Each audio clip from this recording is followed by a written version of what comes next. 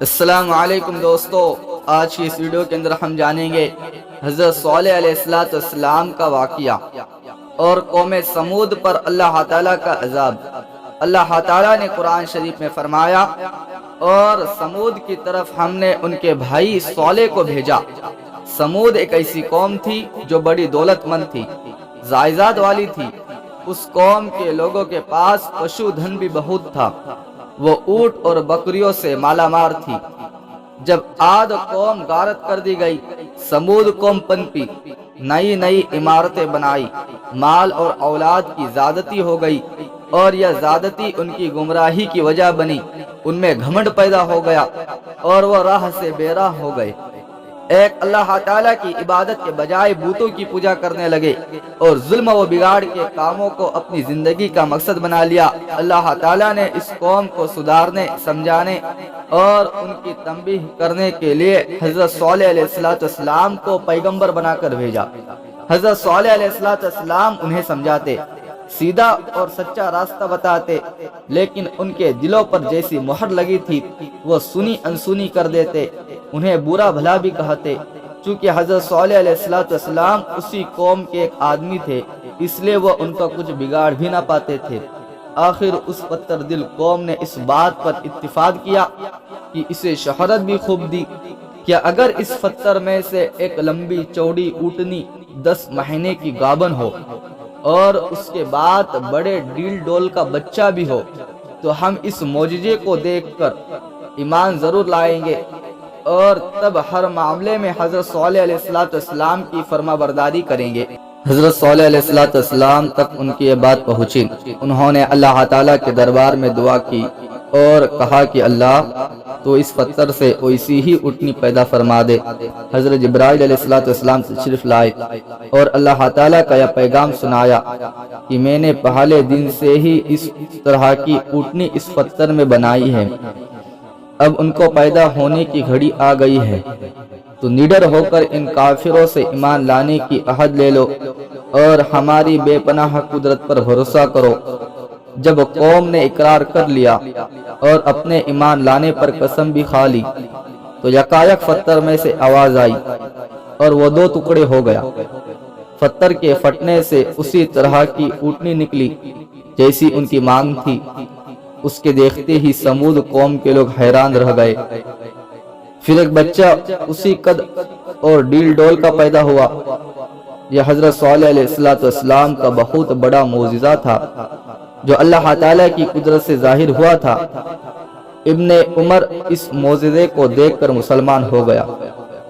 دوسرے سرداروں کا دل بھی ایمان کی طرف متوجہ ہوا، لیکن جو پرانے تھے انہوں نے کہا یہ صالح تو بہت بڑا جادوگر لگتا ہے، یہ نبوت کا معجزہ نہیں بلکہ جادو کا اثر ہے۔ اس طرح ان کے دلوں میں ایمان کی کرن پھوٹنے والی تھی۔ وہ پھر ان باتوں سے گمراہی کے اندھیرے میں چلے گئے۔ اس طرح انہوں نے اپنا انجام تباہی کے راستے پر ڈال دیا۔ حضرت صالح علیہ السلام اب بھی قوم کو سمجھاتے، سیدھا سچا راستہ دکھاتے اور کہتے، دیکھو اس اونٹنی کی زندگی سے تمہاری زندگی ہے اور اس کی پریشانی سے تمہاری پریشانی ہے۔ پھر تو یہ بات ٹھہری کہ ایک دن کا پانی اونٹنی پیے اور ایک دن کا سب جانور۔ قرآن مجید میں اسی کی طرف اشارہ ہے۔ اس بات پر سب خوش ہوئے، مگر کئی آدمیوں کو دکھ بھی ہوا۔ جب اونٹنی اپنی باری پر پانی پینے کے لیے کنویں پر جاتی تو تمام پانی ایک دم میں پی جاتی۔ یہ الگ بات ہے کہ وہ جتنا پانی پیتی تھی اسی کے مطابق اتنا دودھ دیتی تھی کہ پوری قوم کے برتن دودھ سے بھر جاتے تھے۔ اونٹنی کی شکل ڈراؤنی تھی، بھاری بھرکم جسم، صورت، شکل، سبھی کچھ حضرت صالح علیہ السلام کے معجزے کے زبردست دلیل تھی۔ امام نسائی نے لکھا ہے کہ اس کے جسم کی لمبائی 100 گز کی تھی، اونچائی اس کے پاؤں کی 150 گز تھی۔ جب وہ اونٹنی جنگل میں چرنے کو جاتی تو دوسرے مویشی مارے ڈر کے گاؤں میں بھاگ آتے تھے، اور جب وہ گاؤں میں موجود ہوتی تو سب مویشی جنگل میں بھاگ کر پناہ لیتے۔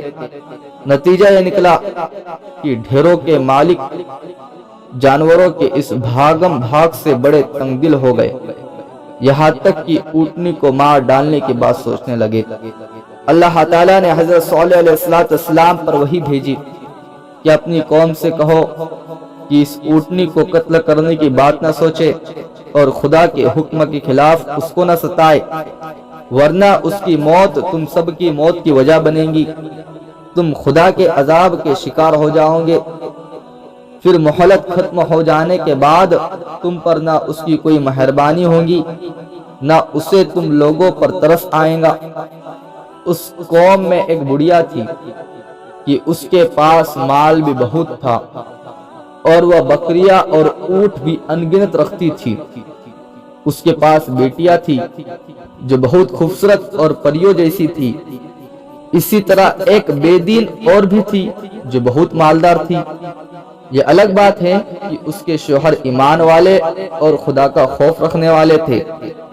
इन दोनों औरतों ने मिलकर वहां के सरदारों को ऊँटनी मार डालने पर तैयार किया और किदार बिन सालिफ और मसऊद बिन महदस को बुलाया। उस बुढ़िया ने किदार से अपनी बेटी का निकाह कर देने का वादा किया और अमली तौर पर उसे कुछ नगद और गल्ला देकर यह तय कर लिया कि ऊँटनी को कत्ल करना है।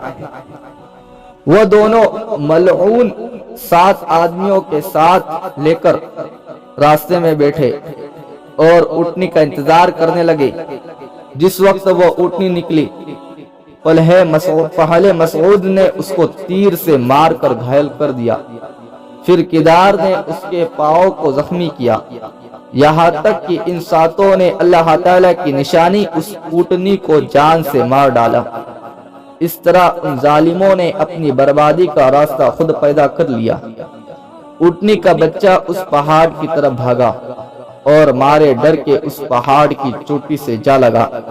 हजरत सॉलेह अलैहिस्सलाम को जब यह जुल्म की खबर मिली तो उनकी परेशानी बढ़ गई। वो परेशान इसलिए हुए कि अब अल्लाह ताला का गजब इस कौम पर नाजिर होकर रहेगा। फरमाया कि अगर उसके बच्चों को किसी तरह पकड़कर अपने दरमियान लाओगे तो शायद अल्लाह ताला के गजब से अपने आप को बचा जाओगे। कौम वाले भी डर गए थे, इसलिए उसे खोजने में बड़ी मेहनत की, पर वह बच्चा गायब हुआ तो गायब ही हो गया। इस तरह पूरी कौम अजाब के घेरे में आ गई। हजरत सॉलेह अलैहिस्सलाम ने फरमाया कि 3 दिन के बाद अब तुम सब खत्म हो जाओगे और अजाब आ जाएगा। अजाब की निशानी यह है कि पहले दिन तुम्हारे मुंह पीले, दूसरे दिन लाल और तीसरे दिन काले होंगे। फिर चौथे दिन अल्लाह ताला के अजाब के शिकार बनकर तबाह हो जाओगे। दुश्मनों ने जब ये बात सुनी तो उन्होंने हजरत सॉलेह अलैहिस्सलाम को मारने का इरादा कर लिया और छुपकर घात में बैठे थे। हजरत सॉलेह अलैहिस्सलाम को मारने का इरादा करने में पूरी कौम शामिल थी, लेकिन वह अपनी चाल चल रहे थे और अल्लाह जो सबसे बेहतर चाल चलने वाला है वह अपनी चाल चल रहा था और अल्लाह ताला की चाल के आगे चली ही किसी की है। हजरत सॉलेह अलैहिस्सलाम के घर वालों को जब मालूम हुआ कि कौम के लोग ऐसा ऐसा कर रहे हैं तो उन्होंने जाकर पूछा कि अगर हजरत सॉलेह अलैहिस्सलाम के वादे के मुताबिक तुम 3 दिन में फना हो जाओगे तो अल्लाह ताला के हुजूर इस बेअदबी से तो तुम्हें और तकलीफ पहुंचेगी, और अगर हजरत सॉलेह अलैहिस्सलाम की बात गलत होगी तो फिर तुम जो चाहो करना, हम सब उस वक्त समझ लेंगे। कौम वालों की समझ में बात आ गई, वो अपने अपने घरों को वापस चले गए। दूसरे दिन फिर कौम के लोग जमा हुए, हर एक के चेहरे पर मौत की हवाइयां उड़ रही थी। जमा होकर सब बोले, आखिर हम तो मरेंगे ही, लेकिन हजरत सॉलेह अलैहिस्सलाम को भी मार कर अपने आगे दफन करेंगे। हजरत सॉलेह अलैहिस्सलाम ने जब यह खबर सुनी तो वह अकील बिन नौफल के घर पनाह लेने चले गए। कौम वाले परेशान ढूंढते फिरे और हजरत सॉलेह अलैहिस्सलाम उन्हें हाथ न लगे। दूसरे दिन सुबह में सबके मुंह खून की तरह लाल हो गए। रंगत की यह तब्दीली देखकर उनकी बेचैनी बढ़ गई, रोने पीटने लगे। پھر سنیچر کے دن ان کے چہرے بالکل کالے ہو گئے۔ کیا عورت کیا مرد سبھی زندگی کا آخری دن سمجھ کر بے حد پریشان تھے۔ حضرت صالح علیہ السلام اسی دن ایمان والوں کو ساتھ لے کر فلسطین چلے گئے اور یہ بے ایمان انکاری اپنی بستی میں پڑے رہے۔ اتوار کی صبح کو سمود قوم کے شیطانوں نے ہنون کا کفن تیار کر کر زندگی سے چاو اٹھا لیا اور پہر دن چڑھے ایک خوفناک آواز اوپر سے ان کے کانوں میں آئی۔ سب کے دل ٹکڑے ٹکڑے اور کلیجہ حصہ حصہ ہو گیا۔ اللہ کے غضب سے نہ طاقتور بچا، نہ کمزور، نہ مرد بچا، نہ عورت۔ حضرت صالح علیہ السلام کی مرضی کے ساتھ سب کچھ ٹھنڈا ہو جانے کے بعد پھر واپس اس جگہ آئے۔ قوم کی حالت دیکھ کر روئے بھی اور کافی سبق بھی لیا۔ پھر ایک مدت کے بعد وہاں سے مکہ کی طرف چلے گئے اور وہیں انتقال فرمایا۔ خدا ہی کی ذات فنا سے پاک ہے، باقی سب فنا ہونے والا ہے۔ کسی اردو شاعر نے کیا خوب کہا ہے، یہ دنیا ہے تحقیق دار فنا، تو ہرگز کبھی اس میں مت دل لگا۔